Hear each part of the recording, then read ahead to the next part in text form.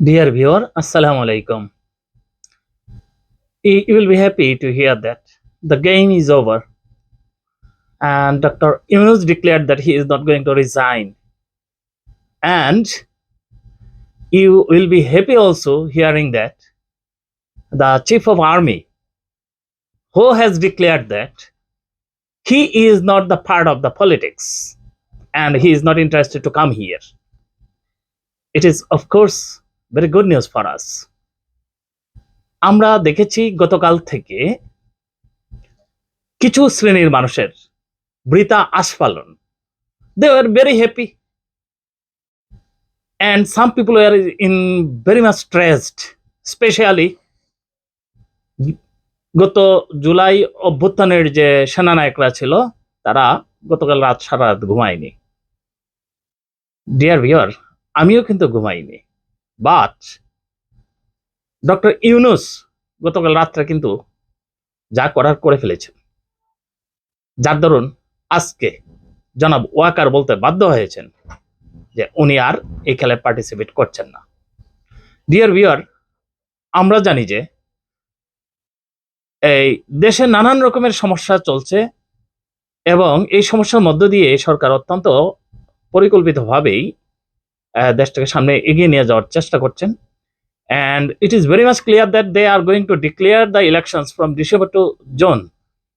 And the major political party just right now in BNP, they are trying to say in December should be the election. But keep in mind, this extension 6 months is not the major thing. আপনারা আজকে জানেন, আজকে একটা ফেসবুকে বা social মিডিয়াতে আজকে একটা গুজবে এরকম ছিল যে ডক্টর ইউনূস রিজাইন করেছে. এই গুজবটা শুনে কথিত কিছু সন্ত্রাসী গোষ্ঠী, আওয়ামী লীগের নেতৃস্থানীয়, তারা পাশের বাড়ির বিএনপির এক নেতার বাড়িতে আক্রমণ করেছে. Just guys, you try to understand what is the situation. এবং এখন যদি এটা আসলে বিএনপিরই বোঝার কথা, এখন যদি এরকমটা যদি হয়, ডক্টর ইউনূস যদি সত্যি সত্যি রিজাইন করতেন, তাহলে সবার আগে কে ভিকটিম হতো? সহজে অনুমেয়. আপনাদের ঘুম ভাঙছে, আপনাদের ঘুম ভাঙতেই হবে. ডিয়ার ভিউয়ার, আমি আপনাদেরকে বলতে চাই, এটা অত্যন্ত স্পর্শকাতর একটা বিষয়. এই জুলাই বিপ্লব is not the beneficial stakeholder only. July গণ অভ্যুত্থানের যারা আছেন তারা সবচেয়ে বড় যে এটার বেনিফিশিয়ার, এই বেনিফিশিয়ারটা হচ্ছে বিএনপি.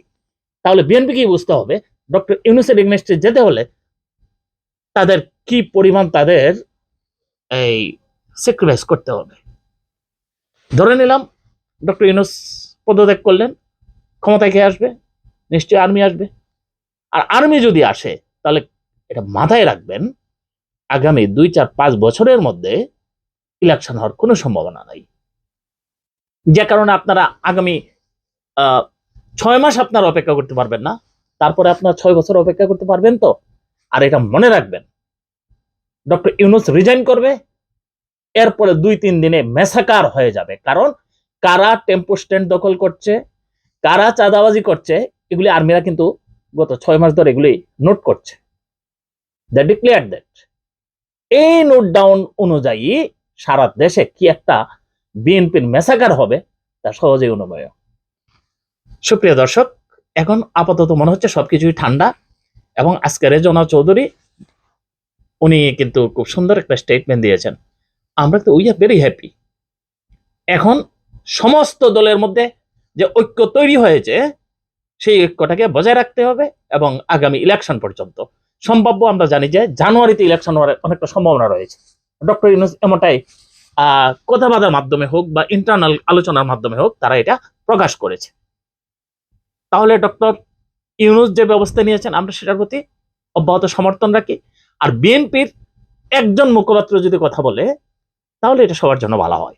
এক নেতা এই বলছে, আরেক নেতা ওই বলছে, এবং কেন্দ্রীয় নেতারা যে কথাবার্তা বলা শুরু করছে, এগুলি কিন্তু আসলে পরিবেশটাকে নষ্ট করে দিচ্ছে এবং অনেক বাজে বাজে ল্যাঙ্গুয়েজ ব্যবহার করছে তারা. যেমন দুদু সাহেব, আমি আর উল্লেখ করতে চাই না, কোনো ভদ্র সমাজের মানুষ এই ধরনের কথাবার্তা বলে না. So let's see what happens. এই যে আগামী কয়টা মাস আছে, ইলেকশনের আগে, সেই কয়টা মাস আমাদেরকে ধৈর্যের সাথে সবকিছু মোকাবেলা করতে হবে। Dear guys, keep in touch. আমার কথা ধৈর্য ধরে শোনার জন্য আপনাদেরকে ধন্যবাদ। সালাম আলাইকুম।